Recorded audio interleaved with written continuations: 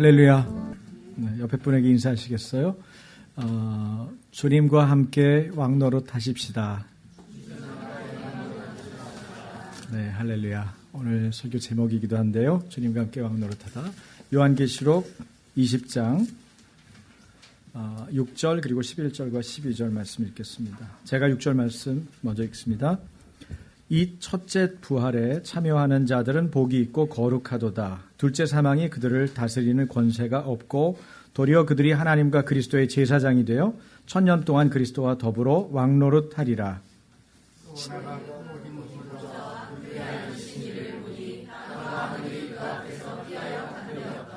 12절 다 같이요. 또 내가 보니 죽은 자들이 큰 자나 작은 자나 그 보좌 앞에 서 있는데 책들이 펴있고 또 다른 책이 펴졌으니 곧 생명책이라. 죽은 자들이 자기 행위를 따라 책들에 기록된 대로 심판을 받으니. 네.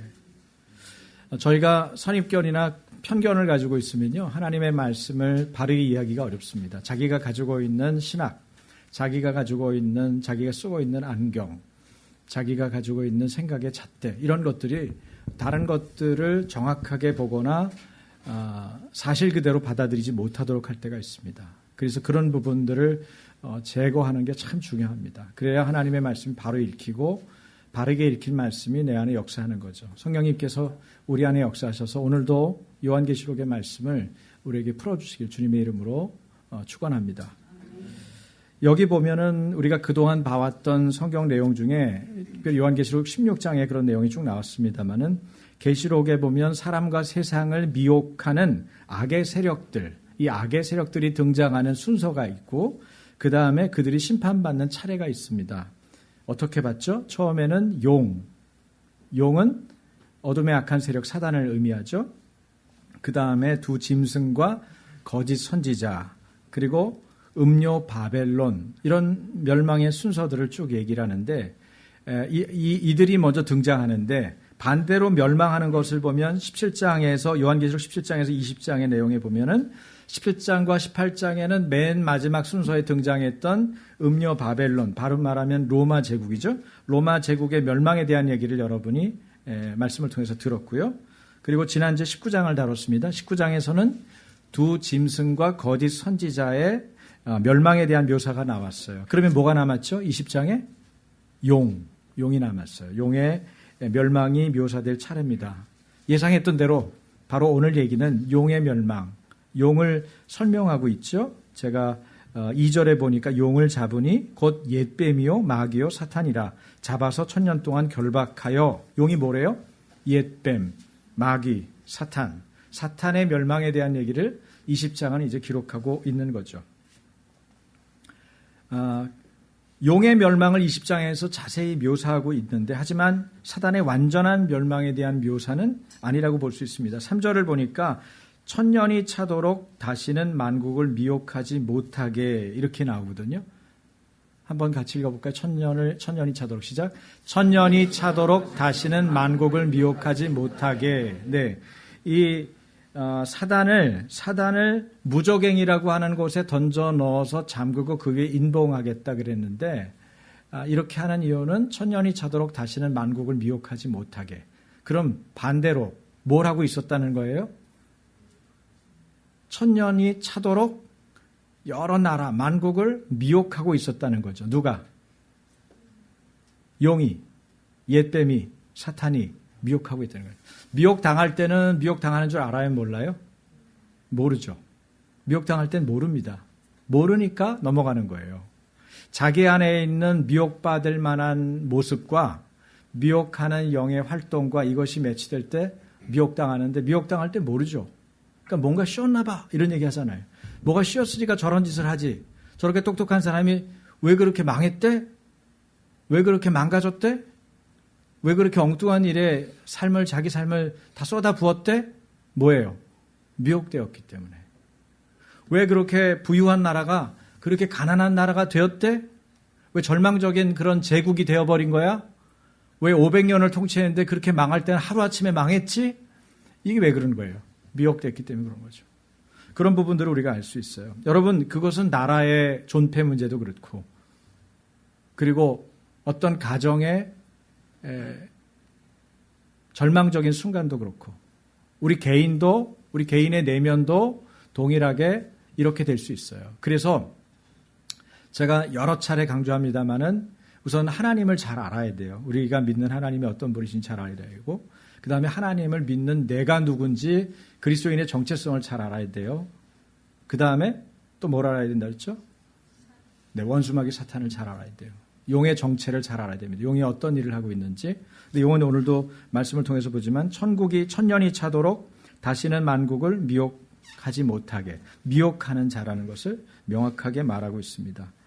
그래서 이런 것들을 위해서 감금했다고 그랬어요. 무저갱이라고 하는 곳에. 제가 좀 이따 무저갱을 설명할게요. 사단은 그 후 다시 풀려나죠. 사단의 완전한 멸망이 나오는데 7절과 8절에 보니까 곡과 마곡의 전쟁이라는 표현이 나와요. 곡과 마곡의 전쟁에 이르러서야 이루어진다. 사단, 즉 용에 대한 미가엘의 승리가 어떻게 이루어졌죠? 예수님이 인간의 몸을 입고 성육신하셨고 그 다음에 이 땅에서 하나님의 믿음을 가지고 살아내셨고 하나님의 천국 복음을 전하시고 능력을 행하셨죠. 그래서 예수님이 가는 곳마다 질병에 걸린 자는 나았죠. 귀신 들린 자는 귀신으로부터 노임받았죠. 그리고 어떻게 됐어요? 죽은 자는 살아났죠. 그게 하나님의 말씀, 하나님의 나라의 복음을 전한 예수님이 행하신 복음과 함께 일어난 일들이에요. 이것이 하나님이 온 세계를 다스리시고 그 다음에 예수님이 이 땅에 하나님의 아들이 이 땅에 나타나신 목적이 뭐라고 그랬죠? 마귀의 일을 멸하려고 오셨다고 그랬거든요. 그러니까 마귀의 일을 멸하라고 오신 분이 어떻게 마귀의 일을 멸하셨는지를 쭉 설명해 나가고 있어요. 지난 장에서 우리가 설명했지만 하나님께서는 하나님의 그 무기가 있죠. 공격용 무기가. 그게 뭐죠? 네? 여러분 중요한 얘기인데 이거는 졸면 안 되는데 다른 건 다 잊어버려도 돼요. 뭐 공마곡 이거 몰라도 되고 무조경 몰라도 되고 뭐 천년을 어떻게 결박했느니 인봉을 했니 그런 얘기 몰라도 돼요.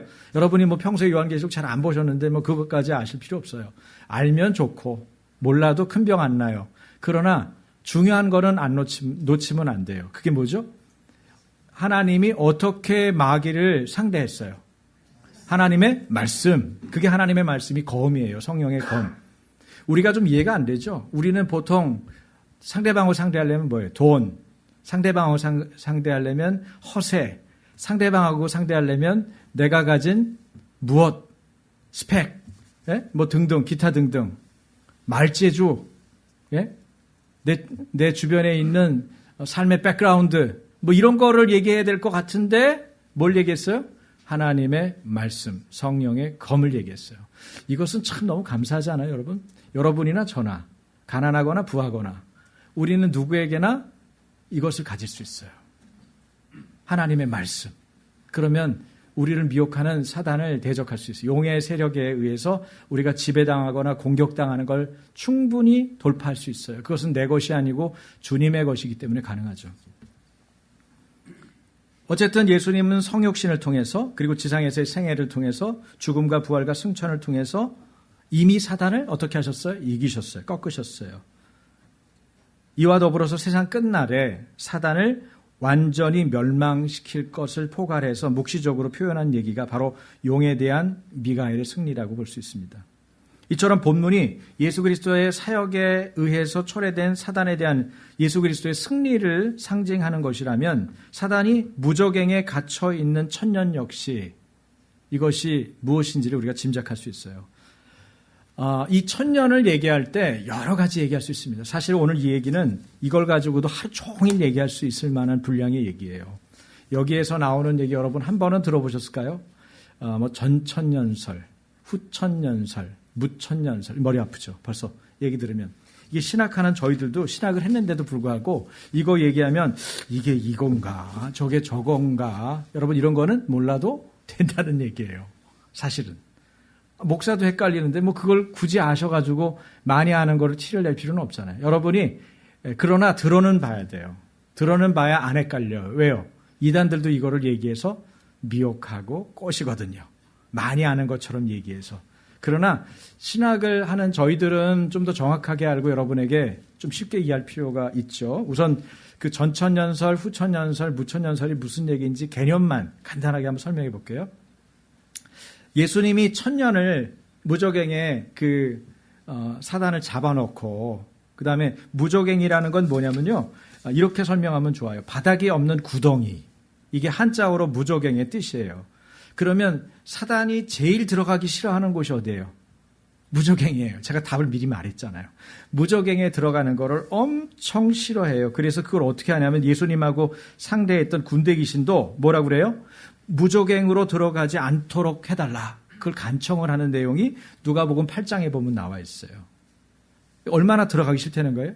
바닥이 안 보이는 구덩이니까 쭉 빠질 거 아니에요. 거기에는 뭐예요? 땅 밑에 있는 바로 우리 지상 밑에 있는 귀신들의 처소라고 볼 수 있어요. 거기다가 가둬놓는다는 거죠. 그럼 언제 가둬놨냐 이걸 도대체 언제 가둬놨을까? 미가엘 군대 장관인 하나님의 천사장과 붙었을 때부터 그 사이, 예수님이 재림하는 그 사이에 있지 않겠어요? 그 기간이 당연히. 그런데 이 성경적인 내용들을 보고 여러 내용들을 검토해서 종합적으로 본 신학자들은 어떻게 얘기하냐면 예수 그리스도께서 십자가에 못 박혀 죽으시고 그리고 다시 살아나셨을 때, 부활하셨을 때 바로 사단은 무적행으로 끌려 들어갔다. 그렇게 봐요. 그러면 예수님이 부활하신 때부터 예수님이 다시 오신, 예수님이 초림할 때부터 예수님이 재림할 때까지의 이 기간을 뭐로 봐요? 그거를 천년으로 보는 거예요. 이 천년은 당연히 상징적인 숫자죠. 예수님이 출생한 해부터 지금 2018년인데 그러면 우리가 산수를 아무리 못해도 천년보다 많다는 거 금방 눈치챌 거 아니에요. 그런데 그것을 천년으로 보면서 그 기간을 강조하는 거를 무천년설이라고 그래요. 그런데 예수님이 재림한 이후에 말하자면 재림하시고 나서 천년이 진행되는 거. 그러니까 천년 왕국의 앞에 예수님의 재림이 있다. 재림이 천년 전에 있다. 그래서 뭐라고 그래요? 전 천년설이라고 그래요. 천년 왕국이 진행되고 나서 나중에 예수님의 재림이 있다. 천년 후니까 뭐겠어요? 후 천년설이라고 그래요. 쉽죠?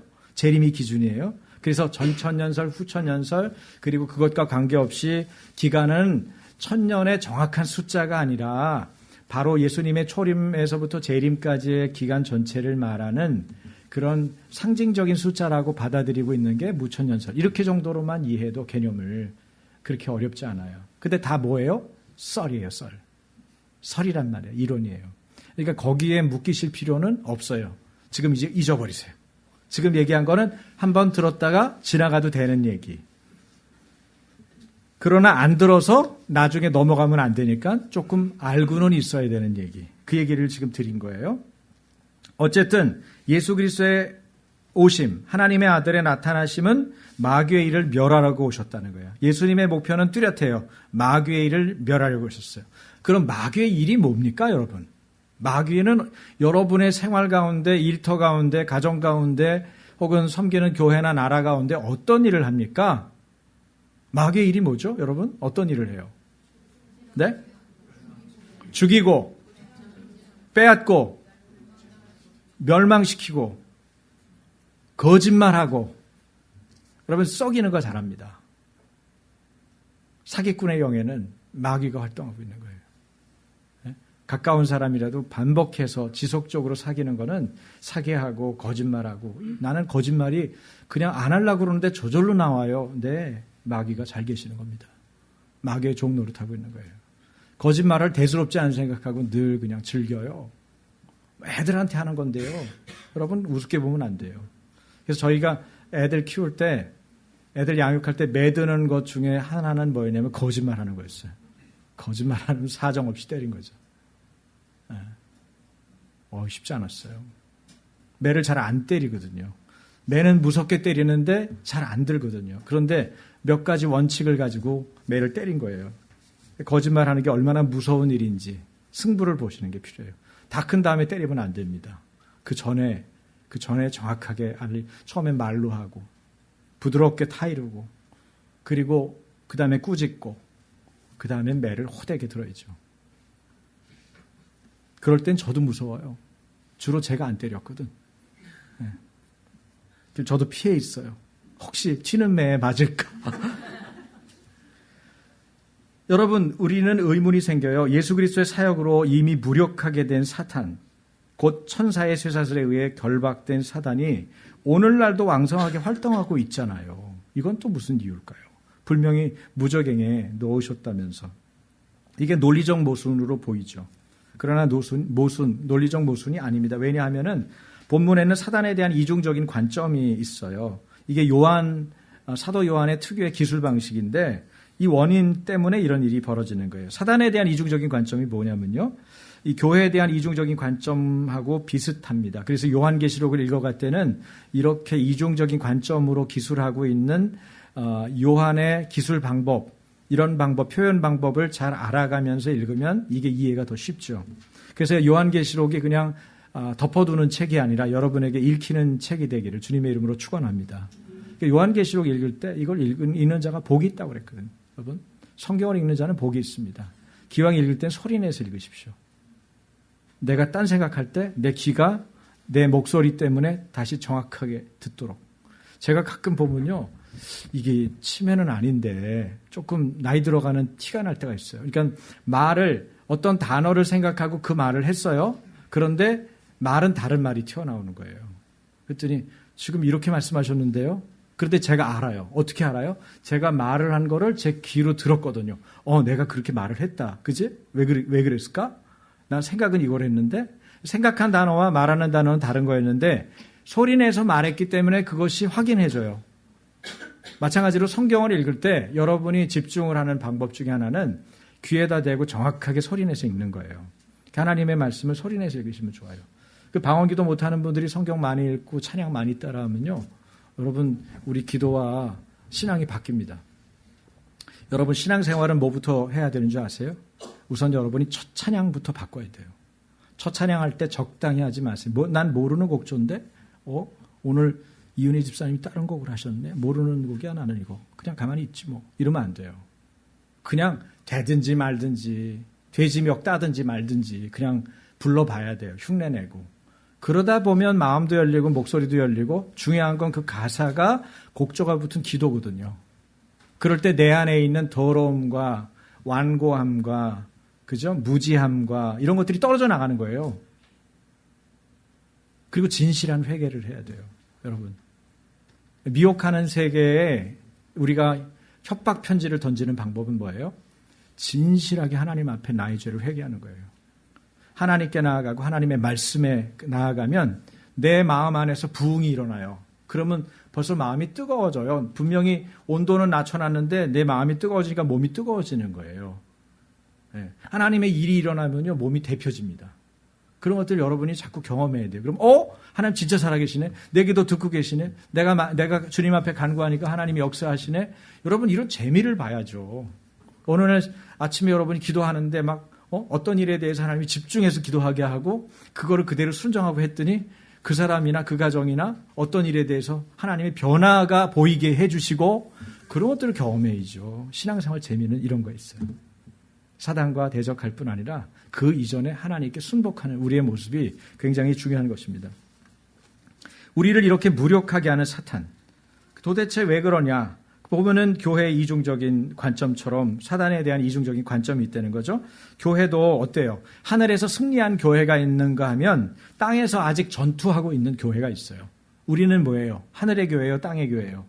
땅이죠. 그 뭐 하고 있어요? 아직은 영적 전투가 있다는 거예요. 우리 삶에. 이게 이중적인 관점이에요. 그렇죠? 그래서 하늘에서 승리한 교회는 사단의 아무런 해도 받지 않죠. 하나님의 완전한 보호가 있죠. 반면에 땅에서 전투하는 교회는 어때요? 사탄의 공격에 노출되어 있어요. 그래서 우리가 죄를 지으면 약점이 잡혀요. 약점이 잡히니까 사단이 일하기가 좋은 거예요. 여러분 우리가 왜 죄 짓는 걸 두려워해야 되는 줄 아세요?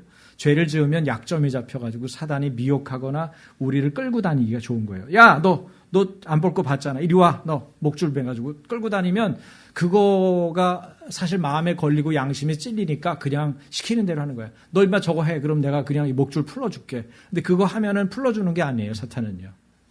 하게만 만들고 더 강한 목줄을 묶는 거예요. 그게 사탄이 하는 방법이에요. 사단은 거짓말쟁이인데 거짓말쟁이가 굳이 우리에게 정직하게 우리를 끌고 가겠어요. 그리고 두려움을 막 조장하죠. 무섭게 합니다. 너 이렇게 되면 너희 가정 다 망하는 거야. 너 정체가 다 드러나는 거야. 그래도 되겠어? 이러면 불안하기 때문에, 두렵기 때문에 시키는 대로 잘하죠. 여러분, 사단이 역사하는 방법은 두려움으로 역사합니다. 두려움 가운데 임하는 거예요. 그런데 그 두려움을 극복하고 뛰어넘는 방법이 뭐예요? 주님 앞에 진실하게 낱낱이 여러분의 죄를 회개하는 것입니다. 그걸 구체적으로 말씀드리는 거예요. 목사한테 다 얘기 안 해도 돼요. 여러분 셀장님한테 다 토해내지 않아도 돼요. 주님 앞에는 진실하고 정직하고 낱낱이 토해내야 돼요. 그러면 여러분 영혼에 밝은 빛이 비치기 때문에 이제는 끌고 가려고 아무리 강한 쇠사슬을 여러분에게 던지고 끌고 자물쇠를 채우려고 해도 안 채워져요. 빛 가운데서 주님이 보호가 임하는 거예요. 우리가 회개하면 주님이 일하시게 되는 거예요. 그래서 우리가 미혹의 영에 끌려다니지 않고 죄의 종에 되지 않고 주님이 원하시는 그 길을 계속 갈 수가 있는 거죠. 여러분, 우리가 분명히 알아야 될 것은 사단은 예수 그리스도의 사역으로 이미 패배했다는 것입니다. 할렐루야. 이미 패배했다는 거예요. 주님이 다 이루었다 얘기하셨잖아요. 속전에 대한 부분도 있지만 영적인 대결에 대한 승리의 부분을 선포하신 거예요. 그것은 엄밀히 말해서 사단, 즉 용이 멸망을 또 목전에 두고 있다. 완전한 멸망을 목전에 두고 있다는 사실을 말해주는데 여러분, 그럼에도 불구하고 사단은 영향력이 있죠. 예수 그리스도의 재림 때까지 이어지고 있는 거예요. 재림 때까지 뭐가 활동을 해요? 사단이 활동합니다. 영향력을 미칩니다. 사람을 심지어 죽이기까지. 그래서 순교자가 나오죠. 그 왜 그럴까요? 여러분, 전쟁을 치르고 나도 누가 있어요? 패잔병이 있어요. 패잔병들도 총이 있어요? 총이 있죠. 확인 무기가 있어요. 탱크도 있을 수가 있어요. 그래서 괴롭히고 망가뜨리고 더럽힐 수 있어요. 더 잔인하고 더 악랄하게 하죠. 왜? 자기가 죽을까 봐 두려워서. 자기가 두려우니까. 하나님 나라는 이미 도래했지만 아직 성취되지 않은 것처럼 사단 역시 이미 패배했지만 아직 완전히 멸망하지 않았다는 것이 우리가 깨어서 기도하고 깨어서 신앙을 관리해야 되는 중요한 이유이기도 합니다. 그러나 완전한 멸망은 예정된 사실이라는 거. 그런 것을 우리가 기억할 필요 있어요. 어쨌든 요한이 봤어요. 뭘 봤어요? 천사가 무저갱의 열쇠와 큰 쇠사슬을 가지고 하늘로부터 내려오고 있는 모습이죠. 하늘로부터 내려온 천사는 그 용, 즉 사단을 잡아서 결박해서 던져놓고 잠그고 인봉합니다. 근데 이것은 언제 일어났어요?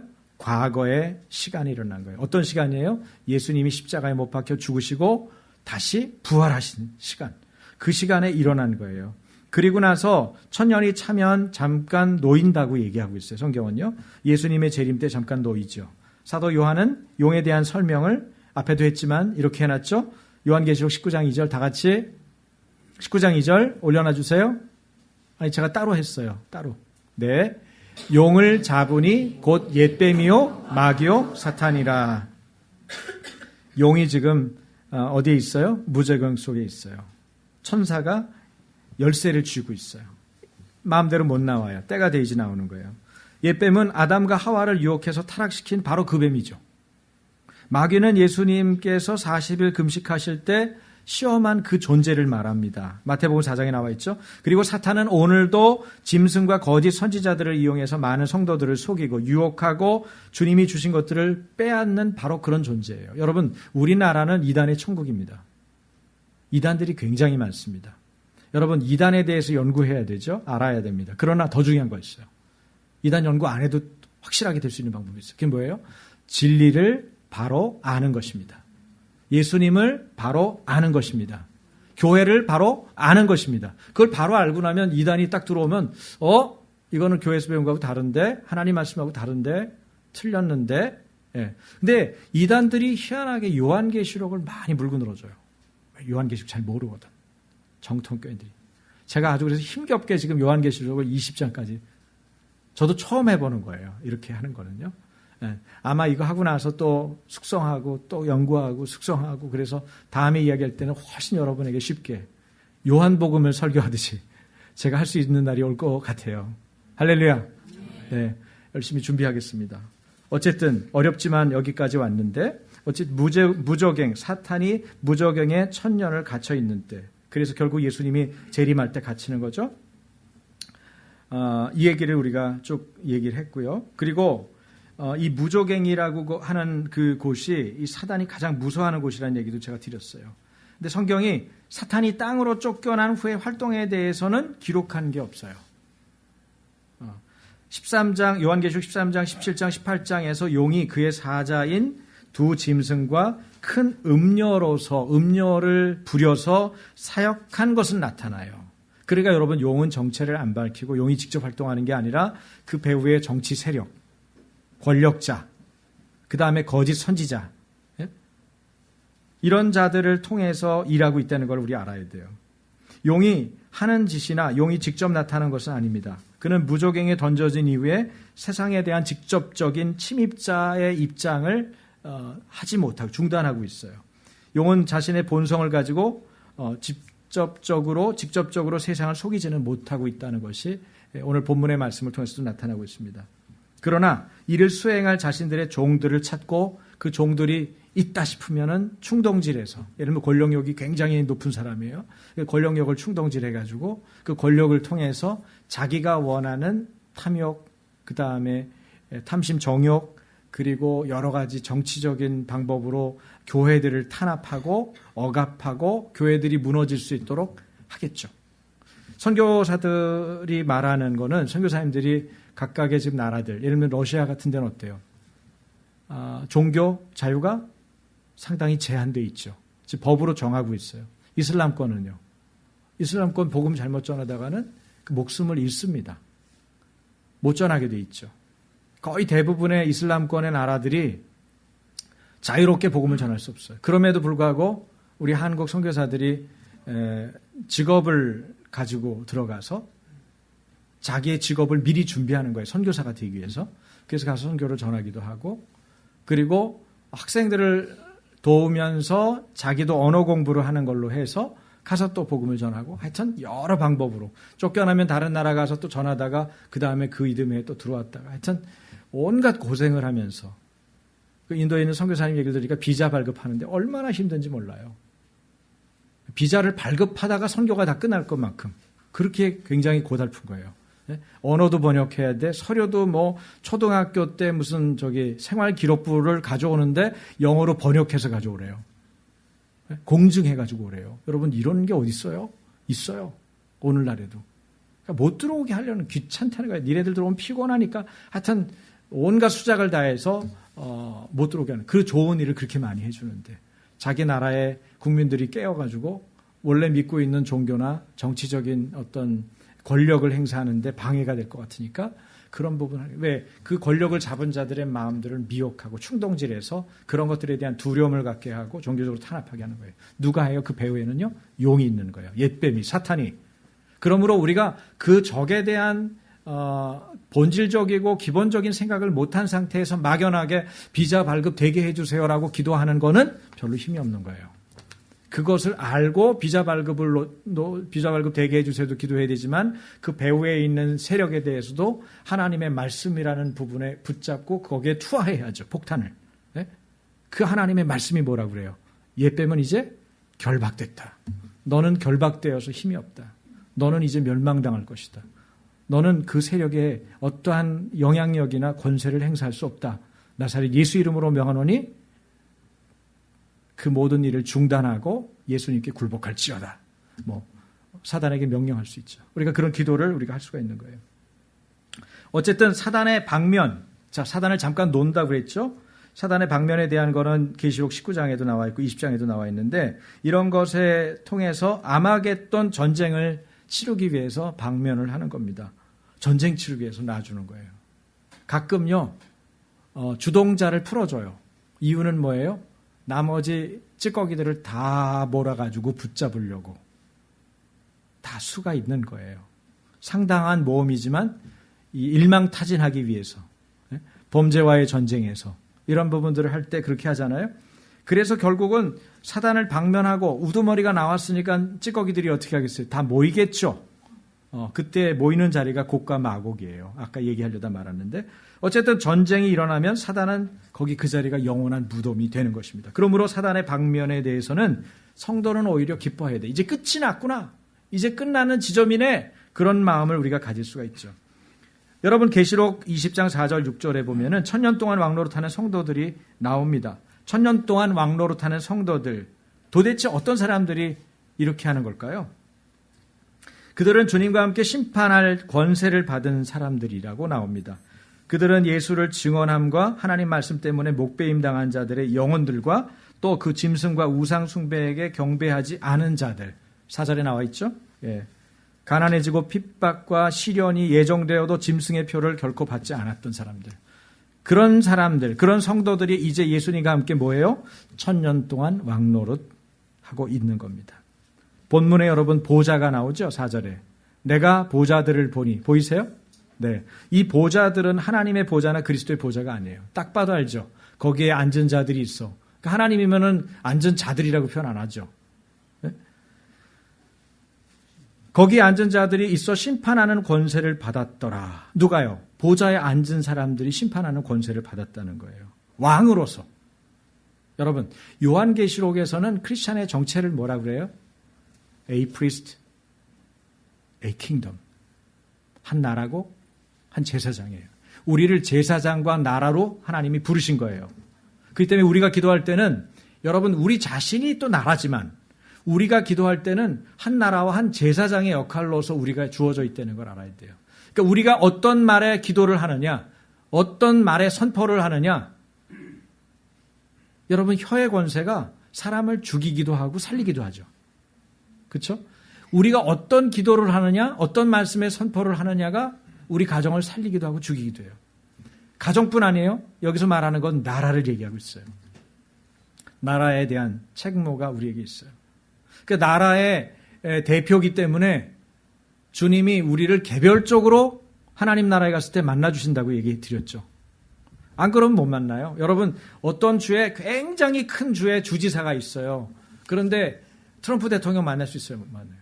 못 만납니다. 면회 안 됩니다. 웬만해서는 잘 안 돼요. 여러 가지 절차를 밟아서 시간 남은 또 낼 수는 있죠. 뭐 경제적으로 어마어마하게 투자한다든지 자기 땅덩어리 어디를 뭐 미국 땅에게 상당히 많이 유익을 준다든지 아주 그런 특별한 특혜가 있을 만한 그런 게 있으면 만나주겠죠. 그런데 한 주의 주지사가 아무리 큰 땅의 주지사라도 잘 안 만나죠. 그런데 누군 만날 수 있어요? 아주 코딱지만한 그 조그만 나라의 왕은요. 내가 왕권을 가지고 왕으로서 대통령으로서 당신과 만나고 싶다. 그러면은 일정 잡죠. 우리는 하나님의 a priest, a kingdom 나라요 제사장이기 때문에 우리가 주님을 대면해서 만나서 뭘 할 수 있어요? 하나님께 부탁드리고 말씀드릴 수 있어요.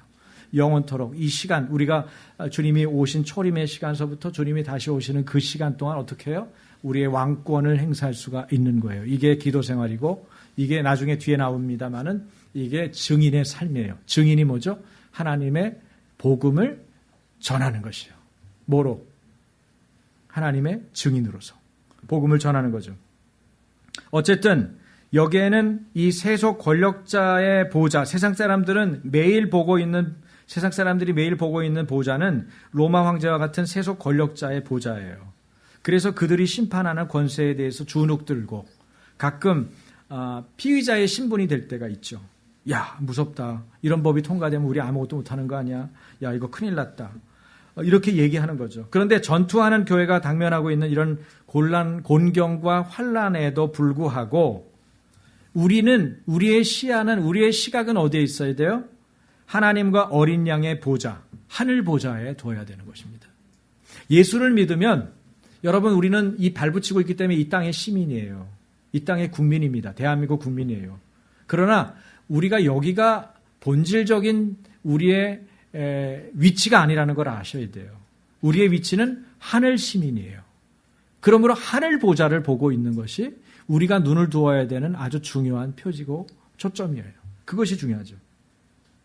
하나님과 어린 양의 보좌를 바라보면서 그분 주님께서 우리 하나님께서 어떤 일에 관심이 있는지 어떤 판단을 하시는지 그리고 그분과 같은 입장에서 심판하고 판단하고 기도하고 나아가는 게 중요합니다. 여러분 이것이 굉장히 놀라운 역전이에요. 왜요? 그 당시에 요한계시록이 쓰였을 때 당시의 교회들이나 그 땅의 크리스찬들은 핍박받고 박해받고 죽임당하고 그 다음에 마음대로 해코짐 당할 수밖에 없는 약한 자의 입장에 있었거든요. 그런데 이 사람들이 거꾸로 하늘 보좌를 보면서 하나님과 어린 양의 보좌를 보면서 그분들의 마음에 초점을 맞추고 그분들이 행하실 일들에 대해서 눈을 두고 그분들의 다스림 가운데 참여한다는 것은 우리가 생각할 수 없는 역전이죠. 놀라운 역전이에요. 그러나 이것이 황당무계한 공상이 아니고 성도들 당시에 고통당하는 성도들을 좀 면하게 하기 위한 아편주사가 아니라는 걸 아셔야 돼요. 오늘날 사탄의 유혹과 핍박에 노출된 전투하는 이 땅의 모든 교회가 지니고 있는 엄청난 영적인 실존입니다.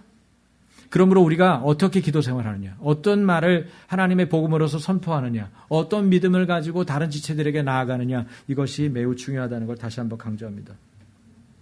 사탄이 결박당하고 무저갱에 던져 있던 동일한 시기와 기간 동안 성도들은 1000년 동안 왕노릇하고 있죠. 같은 기간에 일어나는 다른 그림입니다. 두아디라 교회, 요한계시록 2장에 보면은 두아디라 교회에 대한 주님이 보내신 편지에 이런 내용이 있죠. 이기는 자와 끝까지 내일을 지키는 그에게 만국을 다스리는 권세를 준다. 할렐루야.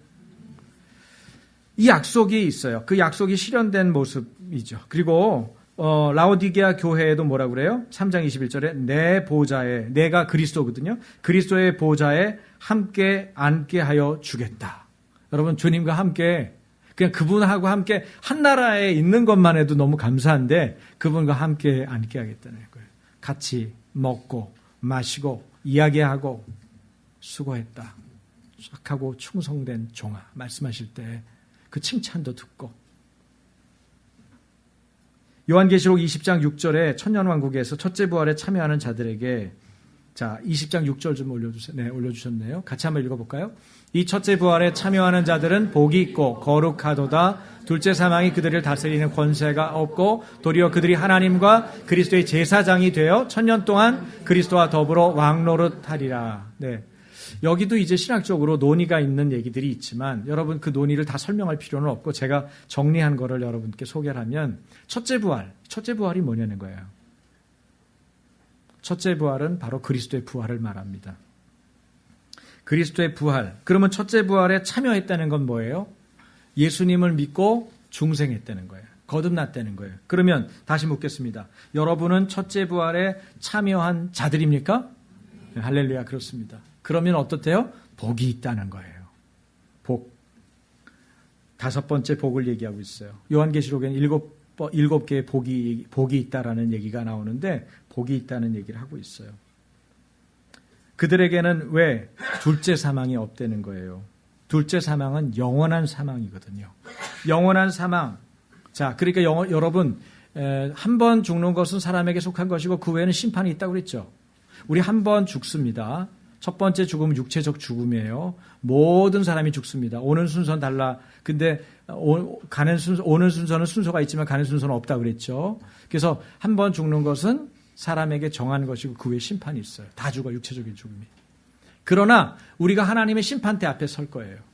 그리고 하나님 앞에 심판대에 서서 우리가 그 다음에 판결을 받는데, 자, 예수님을 믿고 예수님이 내 삶의 임금이고 구주고 왕이시라고 고백한 사람들은 뭐예요? 이제는 둘째 사망은 없단 말이에요. 영생으로 들어가니까. 근데 이제 누가 죽어요? 믿지 않은 자들, 주님을 부인하던 자들, 굉장히 착해 보이지만 예수님 앞에서는 그렇게 완고하고 복음에 대해서는 그렇게 완고하고 그래서 주님의 말씀을 계속 거절했던 사람들, 그래서 주님과 관계없는 사람, 이런 걸 성경을 뭐라고 그래요? 악인이라고 그래요. 혹시 예수님 아직 영접하지 않은 분이라서 목사가 얘기할 때 거칠게 듣고 아주 쓴맛이 나고 그런 분들이 있겠지만 여러분 살리려고 하는 얘기니까 용서하고 들으세요. 주님하고 관계없는 사람들은 악인이라고 그러는 거예요.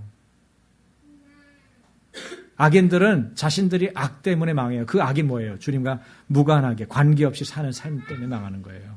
의인은 뭐예요? 주님과 관계 있는 삶 때문에 그가 주님 앞에서 의롭다, 너는 무죄, 그렇게 선언받는 거예요. 그러니 주님 믿고 안 믿고가 이렇게 중요한 거예요. 여러분 중에 가끔 텔레비전에 크리스찬이라고 얘기해요. 아무개 집사래, 연예인이래. 그러놓고는 뭐라고 그래요? 다음 생에 뭐로 태어날지 모르겠지만 제가 열심히 살아보려고 합니다. 저는 교회 다니거든요. 저 양반은 힌두교인입니다. 예? 다음부터는 기독교인이라고 저 누구는 연예인은 기독교인이야 그렇게 얘기하지 말고 그분은 힌두교인으로 얘기하시면 돼요. 죽음에 대한 잘못된 이해가 이렇게 큰 차이가 있어요. 여러분, 우리에겐 영원한 사망이 없고요. 다시 태어나는 일이 없습니다. 왜? 주님의 나라에 들어가서 예수님과 한평생 영원토록 기쁘고 복되게 여러분이 상상할 수 없는 그 기쁨과 환희 속에 살 테니까. 할렐루야. 그리스도와 왕노릇하는 성도들은 첫째 부활에 참여한 자들이고 그들에게는 둘째 사망이 없다. 이게 4절에 나온 얘기죠. 도리어 그들의 하나님과 그리스도의 제사장이 되어 1000년 동안 그리스도와 더불어 왕노릇하게 되는 것이죠. 여기서 첫째 부활에 참여한 자들과 참여하지 못한 자들 구분하죠. 첫째 부활에 참여한 자는 둘째 사망이 그들을 다스릴 수 없다고 그랬어요. 이런 사람을 뭐라고 그랬죠? 12장, 13장에 보면 하늘에 사는 자들이라고 그래요. 따라서 해보시겠어요? 여러분 말하는 거니까. 하늘에 사는 자들. 네, 왜? 하늘 시민권이 있으니까.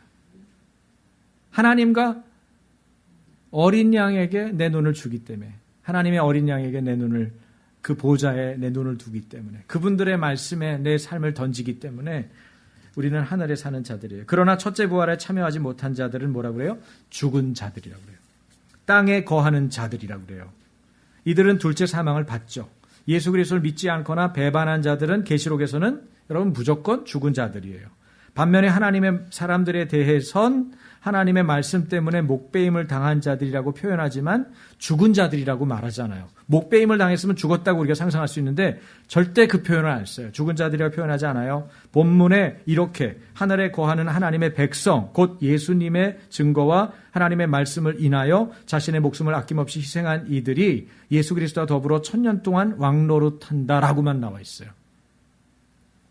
첫째 부활이 바로 이런 자들의 것입니다. 예수님의 부활이지만 첫째 부활에 참여한 자들이기 때문에 동일하게 이야기할 수 있어요. 첫째 부활은 다시 말씀드리면 그리스도의 부활이고 첫째 부활에 참여하는 것은 예수 그리스도를 믿고 거듭나서 하나님의 자녀가 되는 사람이고 이 사람들은 둘째 사망이 없고 그래서 하늘 시민으로 하늘에 거하게 되고 하늘에 거하는 사람들이라고 말합니다. 여러분, 예수 그리스도의 보혈의 공로로 받게 되는 세 가지 첫째 부활에 참여한 이들이 누리게 되는 복이 있어요. 뭐예요? 첫 번째는 둘째 사망이 그들을 다스리는 권세가 없어요. 그러니까 둘째 사망은 우리에게 아무런 권세를 행사하지 못해요. 첫 번째. 두 번째는 그들이 하나님과 그리스도의 제사장이 되는 거예요. 아까 말씀드렸죠? A priest, a kingdom. 그리고 그렇게 불리우고 그렇게 살 수 있는 거예요. 세 번째는 그 역할을 하게 되는 건데 1000년 동안 그리스도로 더불어 왕노릇하는 것입니다. 주님과 함께 왕 역할을 하는 거예요. 여러분은 A 킹덤, A 프리스트로 부름받았어요. 그래서 지금 우리는 그 기간에 살고 있는 겁니다. 그런데 그 권세에 대한 행사를 얼마나 하고 계세요? 그 권세를 어떻게 살고 계시느냐가 중요해요. 그래야 내가 권세를 부여받은 자답게 행복하게, 기쁘게, 만족스럽게 그리고 많은 사람들을 구체적으로 도우면서 살 수 있잖아요. 그런데 권세가 주어졌는데 그 권세를 어떻게 사용하는지 권세 사용법을 모르는 분들은 어떻게 해요? 힘들게 찌들려서 자기가 왕인 줄도 모르고 자기가 하나님의 제사장인 줄도 모르고 그냥 꾸역꾸역 살아가는 거예요. 그래서 왜 사세요? 그러면 마지못해 살아요. 왜 사세요? 죽지 못해 살아요. 왜 사세요? 그냥 밥 먹여주니까 살고 있어요. 이런 말밖에 못하는 거예요.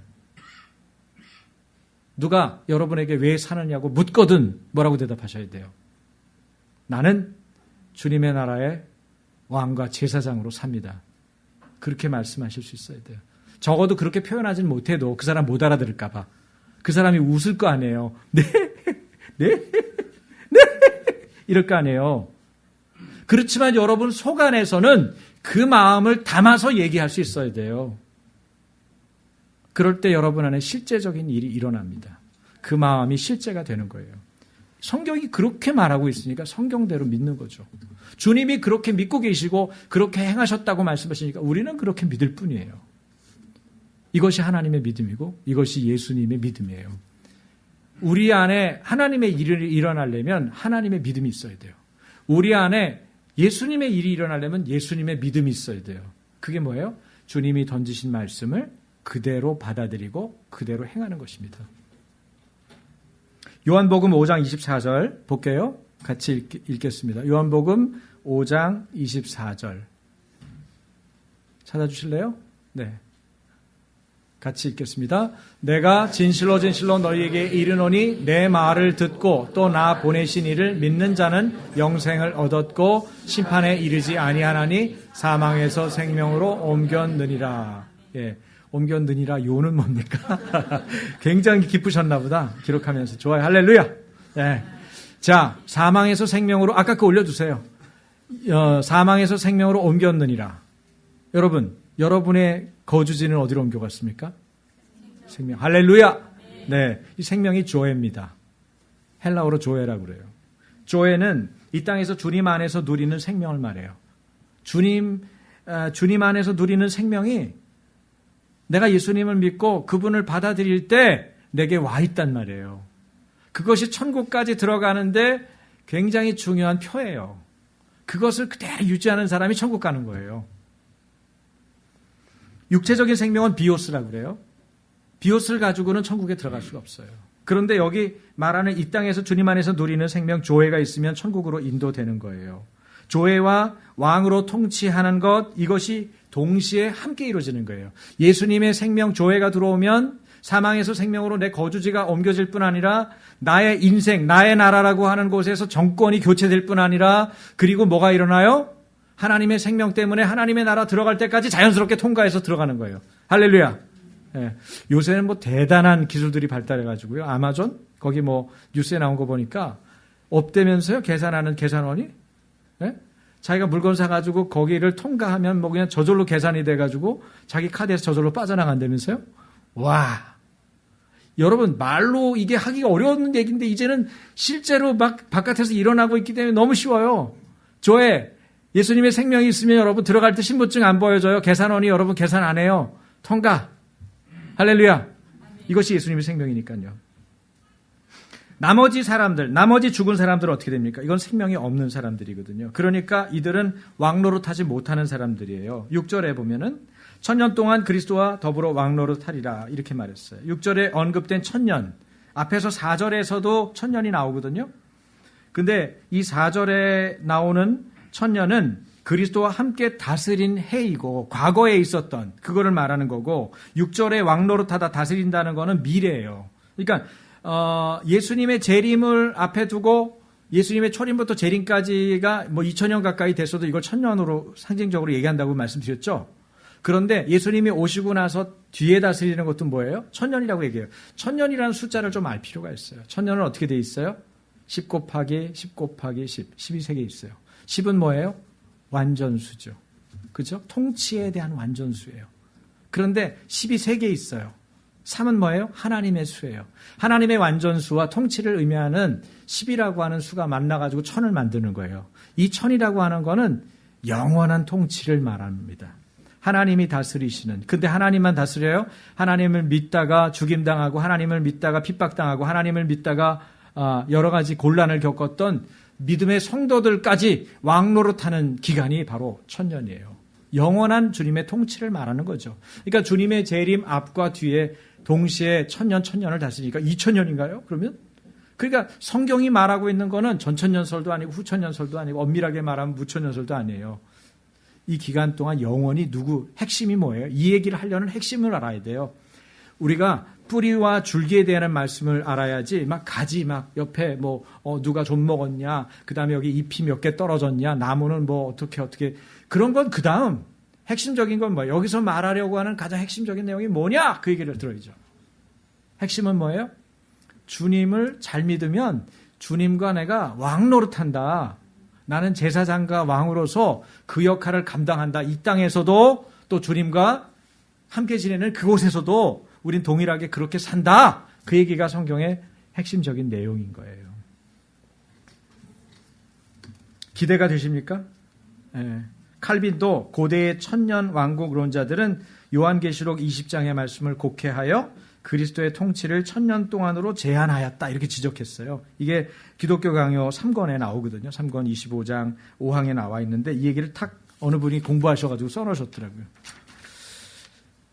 여러분 그리스도의 이런 왕적 통치가 우리 안에 와 있습니다. 그러면 용은 어떻게 됩니까? 용은 풀려나자마자 자기의 때가 왔다고 생각하겠죠. 드디어 내가 이 때를 기다렸다. 무적행에서 나왔다. 내가 이제 권세를 마음대로 발휘해서 내 종로로 할 놈들 이미 짐승, 두 짐승과 거짓 선지자들을 통해서 많이 풀어놨으니까 이제 내가 그 일을 해버리라.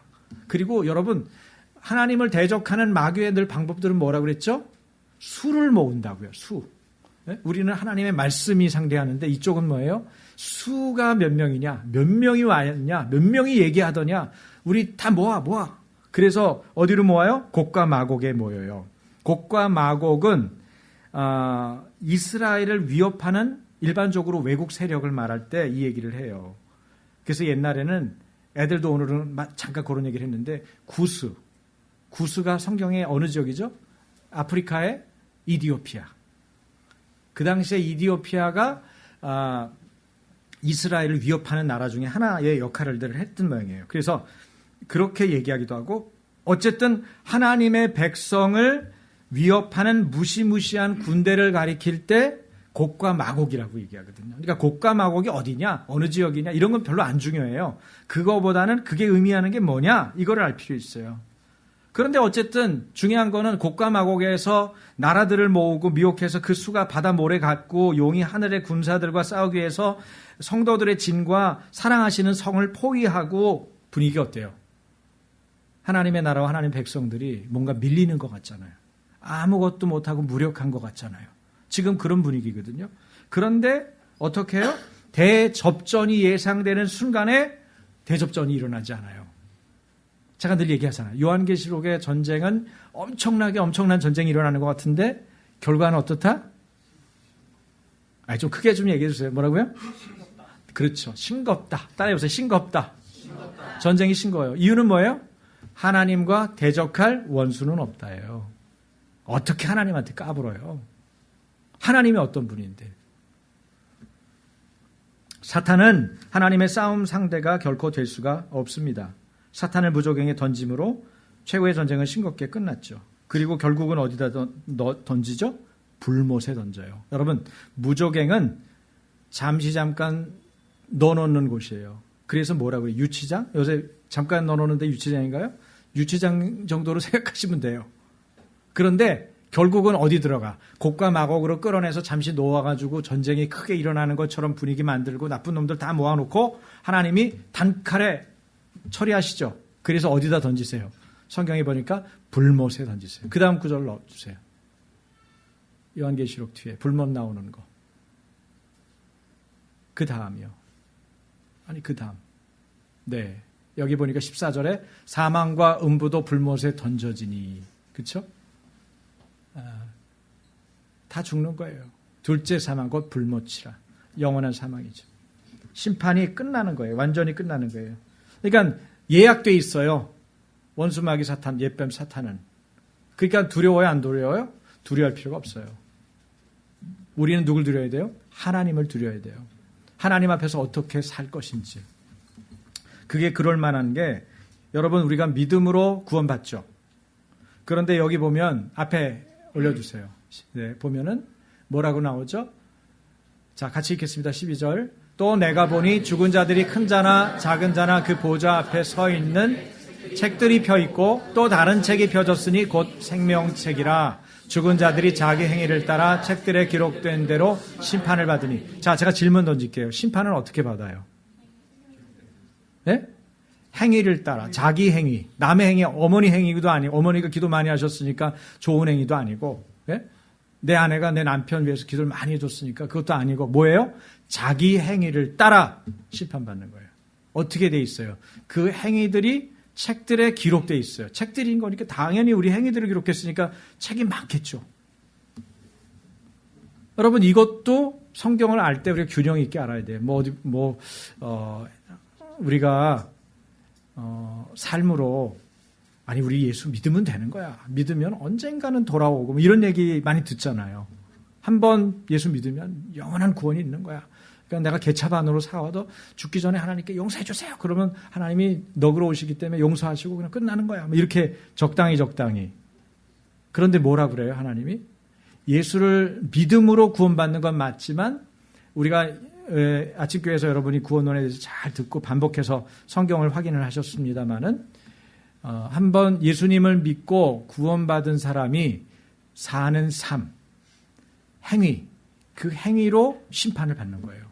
따라서 보시겠어요? 믿음으로 구원 얻고 삶으로 심판받는다. 네, 그래서 믿는 사람의 증거가 되는 믿음의 행위가 중요하다는 거예요. 그게 정신이 바짝 들죠. 예수 믿을 때 대충 살면 안 되겠죠. 적당히 믿는데 교회에서, 바깥에서는 걔네들이 믿는다고 그러면 나를 좀 피곤하게 하니까 적당히 안 믿는 것처럼 믿는 것처럼 애매하게 안 된단 말이에요. 심판은 그렇게 받는 게 아니에요. 그리고 책들을 얘기할 땐 행위의 책이고 저기 다른 책이 펴져 있으니 이 다른 책이 펴졌다고 그럴 때 이거는 단수를 말하는 거예요. 그게 뭐예요? 생명책. 생명책은 한 권이에요. 근데 더 재밌는 거는 생명책으로 심판받는다고는 안 나와 있어요. 갖다 붙이면 안 돼요. 갖다 붙이면 이단이 되는 거예요. 그렇죠? 이런 부분들을 우리가 성경적인 그 이해 속에서 이걸 봐야 돼요. 어쨌든 사탄은 하나님의 싸움 상대가 결코 될 수가 없습니다. 성도가 인내와 의연함을 가지고 담대하게 기도해야 될 이유가 여기 있죠. 요한계시록 16장에는 유브라다에서 있었던 전쟁 얘기가 나오고 요한계시록 18장에는 바벨론에서의 멸망이 나옵니다. 그리고 마지막 사탄도 바다의 모래같이 많이 모아서 싸우려 했지만 오늘 본문에 보니까 하늘에서 불이 내려서 태워버려요. 하나님 앞에서 아무도 대적할 자가 없다는 거죠. 숫자로 승부할 수 있는 분이 아니에요. 하나님은요. 상대가 안 됩니다. 하나님의 적수가 될 수 없습니다. 그러므로 하나님을 적으로 만드는 일은 매우 어리석은 일입니다. 여러분에게 왜 이 얘기를 하냐면 가끔 하나님한테 삐지는 분이 있어요. 네? 하나님 일명 하나님 섭섭병. 이거 빨리 해결해야 돼요. 서운하면 날 붙잡아가지고 하나님하고 씨름하세요. 내가 이것 때문에 삐졌습니다. 좀 내 마음 달래주세요.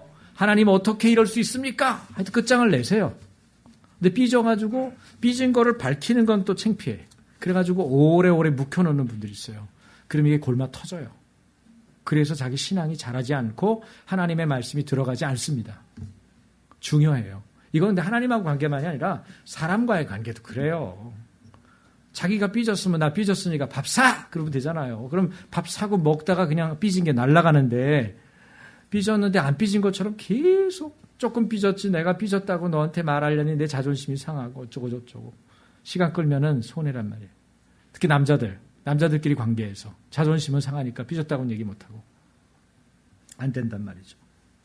하나님하고 관계 안에서 이런 부분에 이 거치는 돌을 그리고 장애물들을 제거하는 게 굉장한 기술이에요. 신앙적인 실력입니다. 어쨌든 하나님을 적으로 만드는 일은 매우 어리석은 일이에요. 하나님께 속해야 돼요. 우리는 하나님 편에 서는 자이기 때문에 그렇습니다. 요한은 죽은 자들이나 큰 자나 작은 자들이나 보좌 앞에 서 있는 것을 봤어요. 12절이 나오죠. 크고 흰 보좌 앉으신 분만 보입니다. 땅과 하늘은 사라져버렸어요. 그리고 모두 보좌 앞에 서 있는데 그들 앞에 책들이 펴져 있고 그 또 다른 책이 한 권 펴있는데 그건 생명책이라고 말씀드렸어요. 죽은 자들은 바다가 내어준 자들이고 사망과 음부가 내어준 사람들입니다. 그들 모두 그들의 행위를 따라서 책들에 의해서 심판을 받고 있습니다. 여러분, 믿음은 삶으로 입증되는 것입니다. 말이 중요하고 삶이 중요합니다. 성경은 믿음으로 구원받지만 그 믿음은 삶으로 입증되기 때문에 삶이 믿음으로 나타나지 않는 분은 자신이 믿음에 서 있는지 스스로를 점검해 봐야 하고 이것을 돌이켜야 돼요. 하나님께 돌아가고 하나님의 말씀으로 돌아가는 것이 회개입니다. 그리고 그때 내 삶 가운데 부흥이 일어납니다. 자, 그리고 아까 말씀드린 사망과 음부와 함께 불못에 던져지죠. 그러나 첫째 부활에 참여한 자들은 마지막 심판을 받지 않습니다. 요한계시록 20장 최후의 심판의 모습에서 첫째 부활에 참여한 자들이 다시 심판받는다는 말은 없습니다. 그러니까 그것 때문에 두려워하실 필요는 없어요. 그러니까 예수님 처음에 잘 믿고 진실하게 살려고 주님 말씀에 주님께 잘 붙어 있으면 그걸로 족한 거예요. 붙어 있는 방법은 주님이 이미 말씀해 놓으신 것을 잘 지키는 거예요. 아주 기본적인 거. 여러분, 여러분이 건강을 유지하려면 뭘 해야 돼요? 때마다 밥을 잘 드셔야 돼요. 여러분이 소화해낼 수 있을 만큼. 그 다음에 잘 쉬셔야 돼요. 그렇죠? 그 다음에 화장실도 잘 가셔야 돼요. 그렇죠? 그런 부분들이 충분하게 원활하게 될 수 있도록 운동이나 햇볕도 잘 봐야 돼요. 물도 잘 먹어야 돼요. 그렇죠? 영적인 생활도 동일합니다. 영적인 생활도 여러분이 교회에서 제공해 주는 양육이나 이런 부분들을 잘 받으셔야 돼요. 안 받으면 언젠가는 잘 되지 않겠나. 그래도 교회 이 교회 나오면 좋다는데 여러분 이거는 거짓된 안도감이에요. 이것도. 여러분이 단체로 받는 것과 개별적으로 받는 것 다릅니다. 양육은 개별적으로 받고 소그룹 안에서 받는 거예요. 그러면 여러분의 인격이나 성품이 터치가 되죠. 그러나 이렇게 하면 제가 말씀해 보세요. 이렇게 할 수는 없잖아요. 안 되는 거예요. 그러니까 변화가 없는 거예요. 그러니까 조금 힘들어도 예배에서 워밍업하고 주님과의 관계가 회복되고 이제 주님에 대한 신뢰가, 권위자에 대한 신뢰가, 지체들에 대한 신뢰가 형성됐죠. 그러면 저희들이 들어가세요. 이제 그만 들어가세요. 그러지 않아도 여러분이 알아서 들어가세요. 알아서 들어가서 양육받고 그룹 안에 들어가서 자꾸 부딪히세요. 제가 아이들한테도 오늘 얘기를 했어요. 오늘 처음 온 애들이 많아서 저희가 20명이 넘거든요. 애들이 이제 24명쯤 되는 것 같아요. 그래서 그 애들한테 야 여기는 이곳이 어떤 곳인지 아니? 그랬더니 예꼬성품학교요. 그래 맞아. 예꼬성품학교를 설명하는 거 얘기해봐. 공동체요. 공동체. 그래 공동체가 뭐냐? 두 사람, 세 사람이 해가지고 막 치고받고 노는 것까지 포함하는 거야. 그랬더니 다 알아들어요. 그래서 너희들이 놀 때 관계 문제가 풀리고 어려워지는 것들을 푸는 법을 배우는 것이 중요한데 그래서 예꼬성품학교는 공동체면서 관계 놀이터야. 근데 그 관계 놀이터에서 배우려고 하는 건 뭐야? 성품이고 믿음이야. 누구 성품? 예수님의 성품. 예수님의 성품과 믿음을 통해서 내가 예수님을 닮아가도록 돕는 데가 여기야. 그 얘기를 한 거예요. 되게 어려운 얘기했죠. 여러분도 말하라 그러면 한 분도 이거 100% 완벽하게 말할 사람이 있겠죠. 네, 있을 테지만 그런데 제가 그 얘기를 자꾸 하는 이유는 어른들은 더 어려워요. 애들은 벌써 저하고 처음 만나는데 벌써 치고받고 놀아요. 근데 여러분은 눈치 보고 시간 끌잖아요. 여러분들끼리 인사 잘 안 하죠. 옆에 분하고 인사 한번 오늘 예배 드리기 전에 예배 드리는 중에 지금 하세요. 시간 드릴 테니까.